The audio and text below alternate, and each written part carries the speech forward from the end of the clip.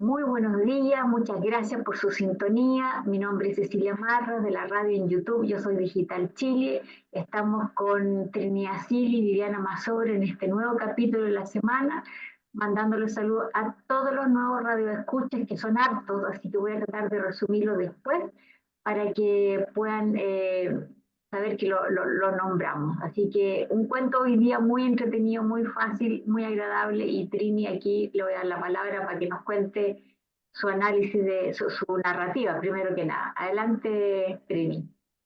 Buenos días a todos, queridas compañeras. Me encanta estar con ustedes. Y hoy volvemos a un autor inglés y con un cuento que no habíamos leído y que es emblemático. Y entonces extraje el cuento Lluvia, que aparece en este libro y en varias antologías. Es un cuento conocido y muy discutido, polémico.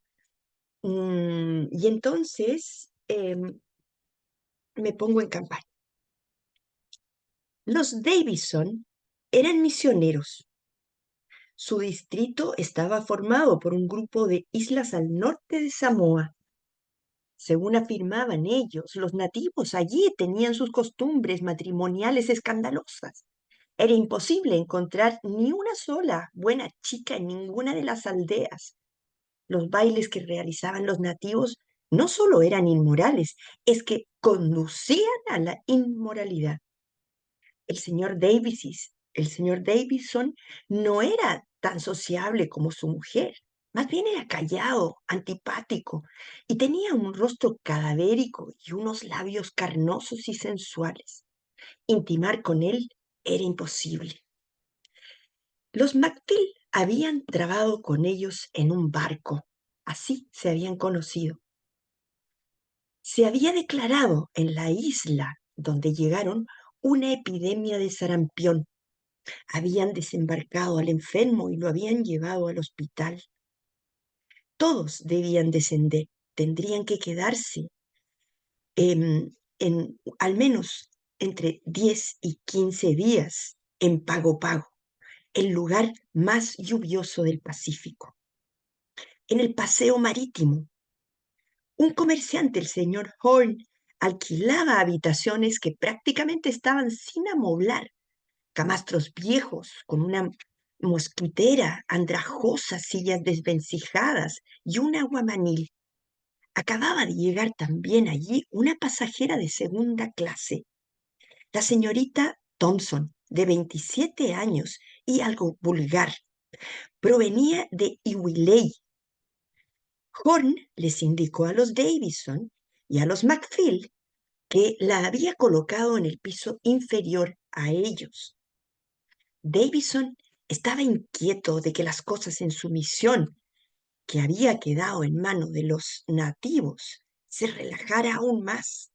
Créame, le decía a McPhail, cuando llegamos los nativos no tenían la menor conciencia del pecado. Davison, además de misionero, era médico. Con la ayuda de Dios, decía, tengo que salvarlos. El doctor McPhail miró a Davison con desazón ante el comentario. Los McPhail eran ambos tímidos. Ella tenía la costumbre de hacer lo que decía su marido. Había llegado más gente al lugar y la señorita Thompson estaba ya celebrando una fiesta cuando el señor Davison supo que ella provenía de Illinois. Quedó escandalizado. Illinois, le dijo al matrimonio, todos sus pecados y su vergüenza dejaron de existir el mismo día que llegamos nosotros. No tolero que esta casa se convierta en un... Davison no durmió en toda la noche por el ruido de la fiesta que tenía la señorita abajo. Llovía, tanta agua caía que empezaba a desquiciarlo. Ahora Davison comenzaba a rezar por el alma de la señorita Thompson. No obstante ello, tramaba algo a escondidas. Consiguió efectivamente con el gobernador que la señorita Thompson prontamente embarcara en un buque con destino a San Francisco, Estados Unidos. Ella le contestó cuando lo supo: miserable hijo de puta. Ella tenía cuentas pendientes con la justicia norteamericana. Si la cogían allá, le caerían 3 años de cárcel.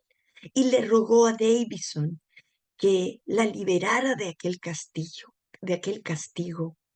Davison convocó al matrimonio de los McPhail para que se reunieran y rezaran juntos por el alma de la señorita descarriada. Fuera seguía lloviendo sin compasión, sin tregua. El misionero estuvo con la señorita Sadie Thompson entonces prácticamente los 3 días siguientes. Ella estaba pálida y demacrada. Él estaba arrancando de raíz hasta el último vestigio pecaminoso que se ocultaba en las profundidades del alma de esa pobre mujer. El doctor McPhail no podía creer que Davison tuviera el valor de mandarla a San Francisco. Ella ha pecado y tiene que sufrir, McPhail, le dijo el hombre. Sadie Thompson lloraba mucho. Ahora leía la Biblia y rezaba. En la mañana siguiente, McPhail despertó sobresaltado. Algo había sucedido. Notar una mano sobre su brazo que quería indicarle algo. El médico se levantó de la cama y siguió al sirviente que había aparecido en su dormitorio. Lo primero que pensó el doctor McPhail es que a la señorita Thompson le había pasado algo. Los nativos echaron a andar detrás de ellos dos. Cruzaron la calle y llegaron a la playa. El médico vio un grupo de gente en la orilla alrededor de un bulto. Davison yacía en la arena con medio cuerpo en el agua.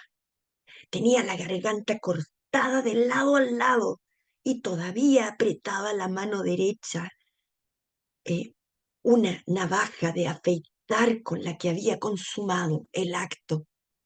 Está muy frío, dijo. Debe de haber muerto hace algunas horas. ¿Cree que lo ha hecho él mismo? Fumaron mirando el cadáver. El doctor McPhail no lo entendía. Cumplieron los trámites con una actitud profesional. ¿Se sabe algo de su mujer?, preguntó. Yo me ocuparé de comunicárselo. ¿Quiere verlo?, le preguntaron. Lo han llevado al depósito de cadáveres. Es mejor que la acompañemos. La señora había llegado allí, la señora del doctor Davison. ¿Cómo se lo ha tomado?, preguntaron entonces. Creo que está completamente atónita. No ha llorado, pero tiembla como una hoja.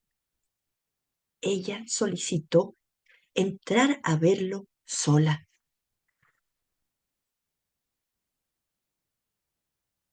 Habló con voz fuerte y segura. Ahora podemos irnos, dijo. McPhail no sabía interpretar su mirada. Estaba muy seria y pálida. Volvieron despacio sin decir una palabra hasta que llegaron a la última curva del camino antes de la casa. La señora Davison ahogó un grito y se quedaron todos quietos un momento. Un sonido increíble les asaltó los oídos. Habían puesto un disco en el gramófono que tan silencioso había estado en los últimos días. Sonaba un ragtime estridente a todo volumen. Se había operado en ella un cambio repentino. Estaba muy erguida. Ahora era la reina desafiante que conocían desde el principio. Cuando entraron, ella estalló en una carcajada estentórea y burlona. Y después, cuando la señora Davison se pasó Se paró de forma involuntaria, reunió saliva en la boca y escupió. La mujer del reverendo retrocedió, sonrojada de pronto. Inmediatamente se cubrió el rostro con las manos, echó a correr y subió las escaleras a toda prisa. El doctor Macfield se indignó muchísimo. Le dio un empujón a la mujer y entró en su habitación. ¿Qué demonios hace usted? Le gritó. Apague ahora mismo ese maldito aparato. Se acercó al gramófono y le quitó el disco con brusquedad. Ella dijo, no tiene ningún derecho. ¿Qué significa esto? La mujer se puso en su lugar, adoptó una expresión de burla tan imposible de describir como el desprecio y el odio con que respondió.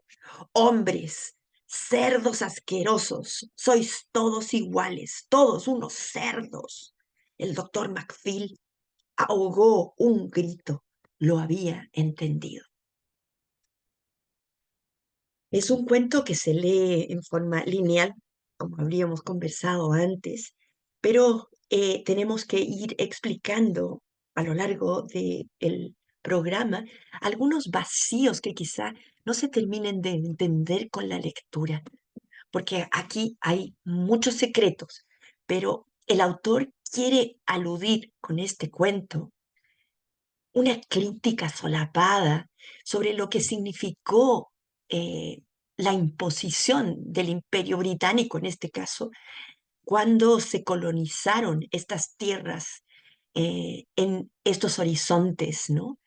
Donde efectivamente aplacaban la cultura original de los nativos y querían imponer también su forma de vida, idiosincrasia y sobre todo su cultura, lo que implicaba también su religión.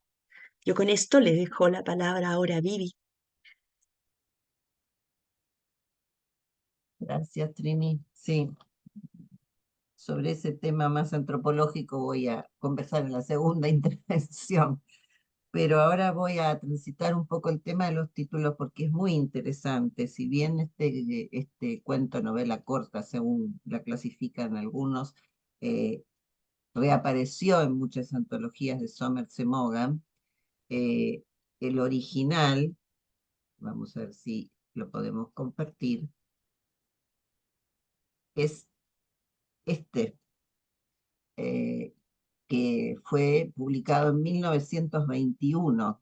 ¿Se ve bien, Ceci? Perfecto. Si bien no es atractivo visualmente, me gustó traerlo porque nos rememora a esos libros encuadernados en cuero, cuerina, ¿no? Esas tapas que ya, ese sepia que han eh, adquirido a lo largo del tiempo, y el nombre original, el nombre, digamos, en español sería El temblor de una hoja, pequeñas historias de las islas de los mares del sur.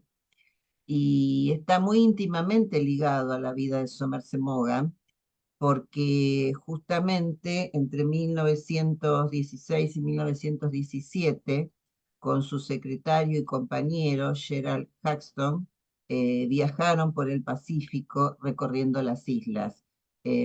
Recordemos que entre sus aspectos de vida, Somerset Maugham luchó mucho tiempo contra su homosexualidad, se casó, ¿no? Originalmente con una mujer a la que hizo muy desgraciada, y tuvo varias parejas, siendo esta la última con la que permaneció más tiempo. Y justamente en ese viaje les pasa lo mismo que a nuestros viajeros, o sea, el barco se detiene en Pago Pago, este puerto del Pacífico que caracteriza como uno de los más lluviosos, ¿no?, de la zona, para una inspección de cuarentena. Y justamente algunos de los compañeros de viaje se convirtieron en personajes o protagonistas de sus cuentos. Es súper interesante porque también nos da cuenta de la capacidad de observador de Maugham. O sea, él donde estuviera, observaba, se apropiaba, podríamos llegar a decir, del lugar y de los personajes, generando textos muy visuales. Por eso gran cantidad de sus producciones escritas se convirtieron en películas, ¿no? Porque eran bastante sencillas de adaptar al cine. Como nos decía Trini, si bien la narrativa es lineal, hay una cantidad de detalles que nos obligan a detenernos y que nos aportan muchísima información sobre estos dos matrimonios, ¿no? Que por cuestiones del destino se encuentran varados en Pago Pago cuando su verdadero objetivo es Apia, que es la capital de Samoa. Eh, Hay muchísimo para decir solo de los títulos, ¿no? Porque, por ejemplo, en esta publicación, las historias están precedidas por una cita de Charles Augustin Sainte-Beuve, que traducida dice: felicidad extrema, apenas separada por una hoja temblorosa, por la extrema desesperación. ¿No es eso vida? Y cuando yo leí esto después de leer el cuento, pensaba en la señorita Thompson, ¿no? En cómo en un principio es esta mujer mundana, bien arreglada, que lo enfrenta todo, y poco a poco, por esta presión, por esta presencia de este hombre, Davidson, que realmente era muy violento, muy persecutorio, se va convirtiendo también ella en una hoja temblorosa, ¿no? Eh, Así que creo que sobre el propio título del libro hay mucho para contar. Y respecto al título del cuento propiamente dicho, la lluvia no es simplemente telón de fondo en este caso, es un personaje más. Está siempre presente, cada tantos párrafos aparece, y justamente sucede lo mismo que con los humanos. Hay una comparación entre lo que es la lluvia británica y lo que es la lluvia en las islas del Pacífico Sur y cómo afectan, ¿no? A las personas, cómo eh, las traumatizan, las torturan, podríamos llegar a decir en un punto, porque sumado a la lluvia está la humedad, y sumado a la humedad están los mosquitos. Y yo que vengo de un país que sin llegar a ser las islas del Pacífico Sur, sé de estos tres castigos, ¿no? La lluvia, la humedad y los mosquitos, realmente influyen mucho en el humor de las personas y es lo que se observa en este caso, aún del doctor Marfil, que parece ser el más medido, ¿no? El más ecuánime, podríamos hasta llegar a decir. Así que bueno, como para empezar a tomar algunos elementos, creo que ya tenemos para pensarlo desde otro lugar. Y ahora le doy el lugar a Ceci. Gracias. Gracias, Vivi. La verdad es un cuento súper liviano, súper rico leer, largo, que nos asustamos con la Vivi cuando lo vimos, pero la verdad es que es súper, súper rico y intrigante. A mí me llamó la atención los símbolos del cuento, que era la lluvia, el barco, las islas. Todo era limitante y que cuando nosotros estamos en estas limitantes también nos pone a prueba, porque la lluvia, lo busqué por ahí, un símbolo central del cuento, donde juega un papel multifacético, porque representa que los deja encerrados y una sensación de claustrofobia que tienen todos los participantes del cuento y los atrapa en esta isla donde en realidad empieza en el barco. En el barco empieza el conflicto, ¿cierto? Que ellos no se quisieron mezclar con nadie más y encontraron que estas dos parejas eran lo más parecido a ellos, que estos misioneros eran, junto con el doctor y su esposa, eran los más parecidos porque no les gustaba bailar, ni fumar, ni jugar póker, que ellos lo encontraban terrible. Y a mí me llamó la atención que el autor se los limita a un espacio específico, y ahí es donde se generan todos estos elementos. También cuando los lleva, el otro sector de conflicto es casa-hotel, donde los obliga a estar con distintas clases sociales, que la señora Thompson era de otra clase social en esa época, y ellos eran de una clase más alta y los ponen en una habitación en un sector más alto. pero el hecho de las costumbres distintas y campanantes de la señora Thompson obviamente los llega a molestar. Si ella no hubiera hecho lo que hizo, no habría pasado absolutamente nada en el cuento. Después los conflictos, habían conflictos morales, sociales, los personajes, manipulación y poder. El reverendo tenía la obsesión de salvar a todas las personas junto con su esposa. De hecho, les quiero mostrar que ellos, en la isla donde ellos iban, les quiero mostrar bien rapidito, eh, que querían, o sea, hicieron que las personas no se vistieran como se vestían naturalmente. Eso lo encontré terrible.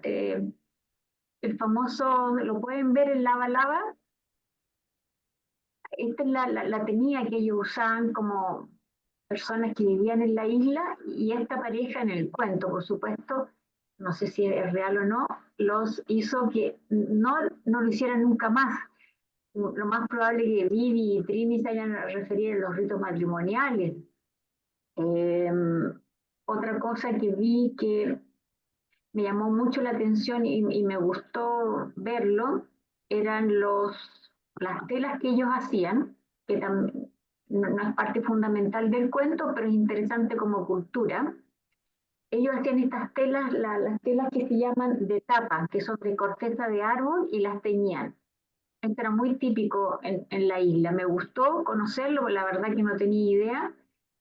Y después también capté los aspectos sociales. Habían clases sociales, poder, colonialismo, cultura, moralidad y juicio social. Un cuento muy entretenido, muy eh, eh, como que despierta un poco todo lo que pasó en esa época. Y le doy la palabra ahora a Trini porque seguramente tiene muchas más cosas que contarnos. Adelante, Trini. Gracias, Cecilia. Les agradezco sus comentarios en la lectura. Yo quiero citar simplemente un comentario que hacen permanentemente de este cuento. Dicen que es una fábula sobre la intolerancia religiosa y la hipocresía moral. Ese es el tema central de Samuelson Mogan, pero quiero también mostrárselos a él en una mirada desafiante, pero también misteriosa, en la que aparece él y resulta ser un poco su estilo, su carácter, porque él era un hombre tímido, era un hombre a quien le costaban mucho las relaciones interpersonales y sobre todo sociales. Y por lo general, apoyándome en lo que decía Vivi, él descansaba mucho en el hombre que lo acompañó muchos años en su vida y que no solamente era su pareja, sino que era su representante ante el mundo social y profesional. Pero miren aquí la mirada que tiene él, ¿no? Y lo dice una de sus biógrafas, su mirada de un tranquilo y despectivo sarcasmo se dirige a lo lejos a otros lugares más allá de los límites de la imagen, evitando todo contacto y manteniendo así un aire de insondable misterio. Ese es entonces Samuelson Mogan y quiero mostrarles también, ella es la biógrafa que dice esto, pero quiero mostrarles aquí a la pareja con quien estuvo en todos esos años, que era Frederick Gerald Haxton, que lo había conocido en la Primera Guerra Mundial, cuando ellos repartían libros entre ellos repartían libros a los enfermos heridos de guerra en ese camión que se llamaba la ambulancia literaria. Y allí conoció entonces a este hombre, pero él nace en 1874 en París accidentalmente y muere en Niza en 1965. Un hombre que también viajó muchísimo, era un hombre muy rico y muy productor de obras literarias, de obras de teatro, un hombre que se hizo conocido en el mundo rápidamente por el impacto que causaba su obra.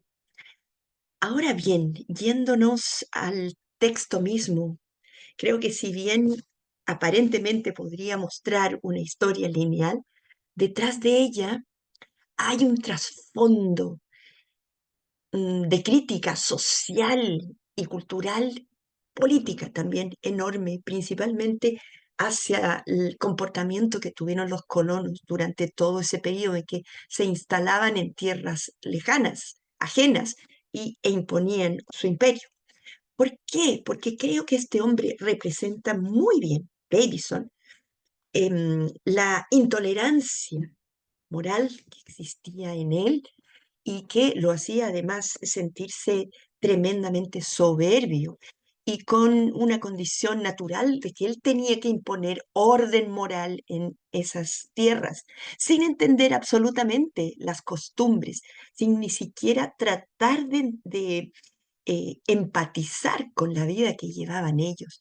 Una ignorancia total, pero actuando él con un fanatismo y una intolerancia generalizada.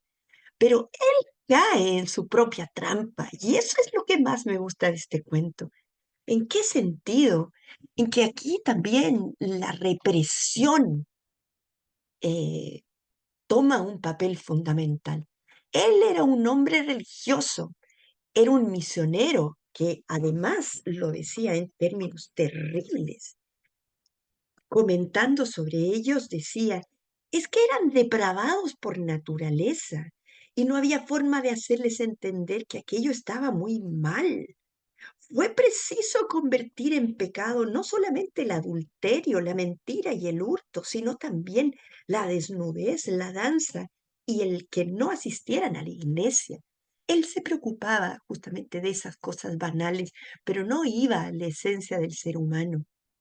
Y este hombre entonces, cuando quedan varados allí en esa zona por 15 días, se espanta cuando sabe que debajo de ellos está una antigua prostituta que va a romper todos los cánones morales e incluso de la convivencia en esos días, de todos ellos. Es imposible que ella permanezca allí. De hecho, desde un principio, ella asume una conducta también fiestera, celebrando fiestas con todos los otros habitantes que iban a estar con ellos en esa casa. Y él no lo puede soportar. Y entonces uno no sabe si consciente o inconscientemente actúa porque acude, como habíamos leído en el resumen, acude al gobernador y con su poder consigue que ella se vaya de vuelta en un buque a San Francisco, donde ella además aclama que no la lleven porque allí va a tener que cumplir una pena con la justicia. Él no se apiada de él, de ella. Y en el caso del otro doctor, va él viendo la actitud de intolerancia del hombre y el fanatismo con que actúa. Y aquí ella actúa de una manera profesional, porque le exacerba todas las pasiones. Y entonces él cree que tiene que actuar nuevamente con el fanatismo religioso y se cree con la misión de tener que convertirla a ella. Y entonces se instala en su habitación durante 3 días para tratar de convertir su mala actuación con la vida. Considera que es inmoral. Y en esos 3 días, Samuelson Mogan con este libro, con este cuento o esta novela larga, nos somete a todos los lectores a una duda frente a lo que pasó allí en esa habitación. ¿Quién convirtió a quién? A mi juicio, personalísimo, tengo la impresión de que él no pudo con su represión sexual y cayó ante las redes de esta mujer, que lo hizo gozar intensamente y vivir en pecado durante 3 días, disfrutando de algo ante lo cual él tenía una represión marcadísima.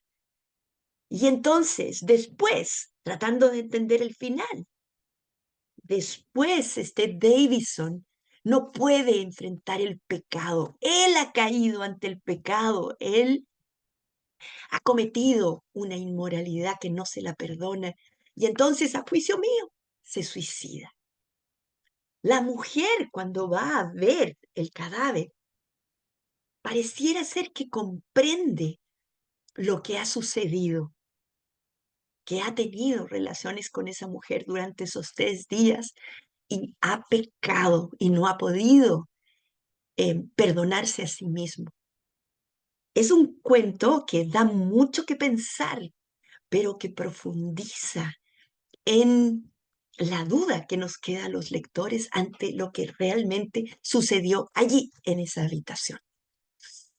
Y con esto le cedo nuevamente la palabra a Vivi. Gracias, Trini, completamente de acuerdo en cuanto a la apreciación, sobre todo por la reacción de Sadi al final, ¿no? Cuando afirma que, bueno, lo mostraste también, que son todos iguales, los hombres son todos iguales. Afirmación que en pleno siglo XXI se sigue escuchando. O sea que parece que no ha cambiado mucho la relación entre hombres y mujeres. Eh, sí, es un cuento de una ironía y de un sarcasmo que, como bien mostraste, era la actitud, ¿no? Habitual de Somerset Maugham. Ahora, yo pensaba, por ejemplo, cuando Ceci nos muestra los lava lava, que eran estas vestimentas que usaban, ahí están adaptadas a una publicación, pero en realidad el lava lava dejaba el torso desnudo y en hombres y mujeres. Era, porque bien lo describen, era como un cinturón que se colocaba de la cintura para abajo. Entonces imaginémonos a estos misioneros pacatos, criados en que todo es pecado, el cuerpo hay que taparlo, hay que ocultarlo, el impacto que les habrá producido llegar a un lugar donde todo el mundo estaba vestido de esta manera y las interacciones sexuales no estaban limitadas a nada, ¿no? Esto aquí aparece un poco el ala antropológica de Somerset Maugham. Yo me acuerdo de haber leído con mucho placer un libro de Margaret Mead, una antropóloga estadounidense, que se llama Adolescencia, Sexo y Cultura en Samoa. ¿Por qué es interesante este libro? Porque justamente, por supuesto, muchos años después, cuando ella investiga, lo que descubre que los jóvenes samoanos no tienen ningún problema con el paso de la niñez a la adolescencia. ¿Por qué? Porque no es visto como el encuentro sexual, no es visto como en nuestra cultura, como algo pecaminoso, como algo que tiene que darse dentro de ciertas pautas o de ciertas normas. Para la iglesia el sexo solo es válido o solo debe ser realizado dentro del ámbito del matrimonio religioso, solo con el objetivo de la procreación. En cambio, para los samoanos, parte de la vida. Es, así como sienten deseos de comer, pueden tener deseos de tener un vínculo sexual y lo realizan libremente. O sea, no existe el concepto de pecado, además, en estas culturas, que es lo más fuerte que aparece como reiterado en el cuento, ¿no? David y su esposa llegan para salvarlos del pecado, pero para caer en pecado primero tenés que creer en eso y tenés que saber qué es el pecado. Entonces, esta gente no estaba pecando y además, por supuesto, por cuestiones de contexto, clima, exuberancia de la naturaleza, libertad de recorrer los territorios sin límite, esta gente vivía libremente. Y cuando hay una frase que es así de cortita, que en medio de todas estas 40 y tantas páginas, que dice, el deseo es triste. Y a mí me impactó porque se está describiendo justamente con esta frase lo que era la ciudad roja, ¿no? Que era esta ciudad Iweli, de donde proviene Sadi, en Honolulu, llamada la ciudad roja del Pacífico, y ahí todo es, claro, todo sucede de noche, pero también sucede de noche por la intensidad del clima, es decir, en pleno rayo de sol, al calor, no es tan fácil llevar adelante las actividades sexuales. Y por eso dice que la gente, que era de noche, que la gente era silenciosa, que estaban callados. O sea, se detiene unos largos párrafos el autor a describirnos esta zona roja Y yo creo que claramente está cuestionando la hipocresía, porque también en Europa, ¿no? Están las zonas rojas, y con eso le está cuestionando su propia cultura. Además, tengamos en cuenta que Somerset Maugham, si bien se lo ubica como británico, nació en París, y hablaba, su madre era francesa, su madre a la que perdió a los 8 años, que le dejó una profunda marca, y esa imagen tiene que ver con todas las mujeres que aparecen en sus cuentos, ¿no? Y su madre le hablaba en francés. Entonces, cuando él ingresa a la escuela, hablaba inglés, pero con un fuerte sesgo francés. Entonces sufrió lo que hoy llamaríamos bullying, en esa época no se llamaba así, de parte de sus compañeros. Si vemos esto después, referente a su elección de género, fue una persona que sufrió persecución y cuestionamiento mucho tiempo, o que tuvo como que reprimir, como aparece en el cuento, el rasgo de la represión, ¿no? Sobre todo la represión en el plano sexual, muchos de sus aspectos de vida.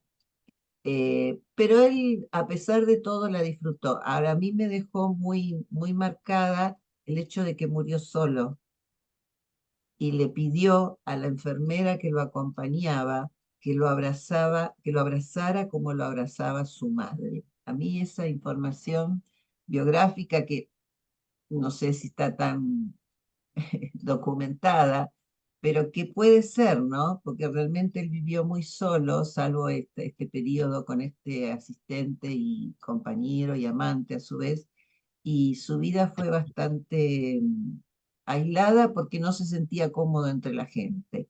Así que podríamos hablar muchos más temas que a mí el tema de la lluvia, por ejemplo, las comparaciones, yo les decía antes, de cómo llueve en Inglaterra, cómo llueve en Samoa, y cómo dañaba esto. Y dos personajes que son muy interesantes, que ambos eran doctores, eso a mí me impresionó, ¿no? Porque Macfield era un doctor que parecía tener un amplio sentido de lo humano, y de que estaba muy preocupado porque tenía que llegar a atender a la gente. Y Davidson, que si bien se ocupaba de la gente y la asistía médicamente, no respetaba sus valores. Y acá hay un concepto que está ausente, que es el concepto de relativismo cultural. Es decir, la antropología nos indica que tratemos de entender cada cultura en su contexto. Yo no puedo, que por eso se cuestionó tanto lo que se llamó el eurocentrismo, ¿no? O sea, mirar todos los pueblos conquistados, sometidos, todas las colonias, desde la cultura, ya fuera del imperio inglés, desde la mirada de los franceses, de los españoles, de todos aquellos que colonizaron, y no entender que todo es relativo y está vinculado a la historia, la experiencia, el contexto, hasta el propio clima, como nos muestra tan claramente Somerset Maugham en este cuento, es un factor que condiciona o que modifica las formas de vida. Así que una genialidad, ¿qué más se puede decir? Gracias. Y me tinca que tenías algo más que agregar, ¿o no? Bueno, sí, cortito, sí, pero agradezco sus comentarios, ¿no? Agregar que además del bullying que sufrió por el acento afrancesado, también sufrió bullying por el tartamudeo que lo acompañó toda su vida. Pero evidentemente la represión sexual y moral que vivió Samuelson Maugham la transmitió en su obra de una manera impactante. Y quiero volver a referirme a un tema que has tocado bastante, Vivi, que es el de la lluvia. Tú lo asimilaste a un personaje, a un protagonista incluso dentro de esta fábula. Y evidentemente que lo es. Fíjense cómo actúa no solo de telón de fondo, ¿no? Porque se dice así. em, y a veces, si no paraba de llover, daban ganas de ponerse a gritar y de pronto se quedaba uno sin fuerzas, hundido y desesperado, como si le hubieran ablandado los huesos de repente. Y efectivamente, la lluvia actúa también como un catalizador, ¿no? Extenuando las pasiones, lo que hace justamente con este doctor Davison, que cae en su propia trampa. Y aquí, finalmente, Summerson Maugham coloca a los nativos venciendo ante la imposición de estos colonos, con una metáfora, un gesto espantoso que resulta al final cuando está Sadie Thompson, una vez que han regresado de haber visto el cadáver del doctor Davison, su mujer la mira de frente y esta Thompson, que resulta ser una mujer inculta, podríamos decir incluso vulgar, irrespetuosa, por lo menos con el luto que empieza a vivir la señora de Davison, nada, le arroja un escupo en la cara y de alguna manera es una metáfora de lo que hacen los colonizados, los originarios, frente a la colonización europea durante ese siglo XIX, ¿no? Es un cuento fantástico que hay que escarbar, en el que hay que escarbar mucho, porque aparentemente pareciera ser simplemente la actuación y el acontecimiento de estos dos matrimonios en una isla donde tienen que permanecer asfixiados durante 15 días. Pero hay una serie de elementos que están llenos de secretos y de eh, mensajes subliminales interesantísimos. Summerson Maugham es un gran escritor. Muchas gracias, queridas compañeras, auditores. Un abrazo grande a todos y espero que puedan leer el cuento entero. Un abrazo. Gracias, Vivi. Y Trini, muy rapidito voy a mostrar la isla donde está. Vamos a mostrar rapidito, ¿la pueden ver? Aquí está Pago Pago, donde ellos quedaron atrapados, pero iban a esta otra isla que era Apia. Y esto en mi mente queda, para que ustedes vean, queda muy cerquita de Australia. La verdad que es un cuento muy interesante, muy entretenido, de mucha represión, de mucha miedo hacia estos colonos que venían y cómo tuvieron que redimir frente a su propia cultura. Ojalá que eso hoy día, sé que muchas partes, muchas islas o muchas culturas que se han ido, se perdieron, hoy día están retomando y volviendo a ser lo importantes que son. Trini, gracias por este cuento, me encantó, lo encontré interesante, me hizo navegar por internet, buscar la cultura, la isla donde estaba, en la artesanía, todo, la verdad que muy interesante y espero que los radioescuchas también disfruten de todo un poquito que se les trajo hoy día, muy interesante. Yo busqué si había algo de este cuento y dije específicamente y no hay, así que somos las pioneras en, en hacer este resumen, porque son 39 hojitas, así que muchas gracias Trini, gracias Vivi, un excelente análisis y hasta la próxima semana. Que estén muy bien. Chao, chao. Me gustó el cuento, ¿cierto? Y sobre todo como lo narró Trinidad y el análisis que hizo Viviana, encantador. Realmente un trabajo excelente. Compartan, suscríbanse a nuestro canal, búscalo en tu teléfono, en el navegador Radio Yo Soy Digital Chile, suscríbete sin costo alguno y compártelo. Realmente es un trabajo maravilloso, inédito en Chile. No existe un programa igual, con estas profesionales, con esta entrega tan cortito que lo hacemos para que se entretengan y acompañarlos semana a semana. Difundan este trabajo, porque es cultura para todos. Muchas gracias.